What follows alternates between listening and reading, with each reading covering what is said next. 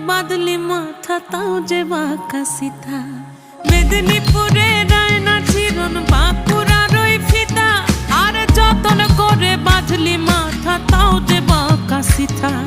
পেছ পায়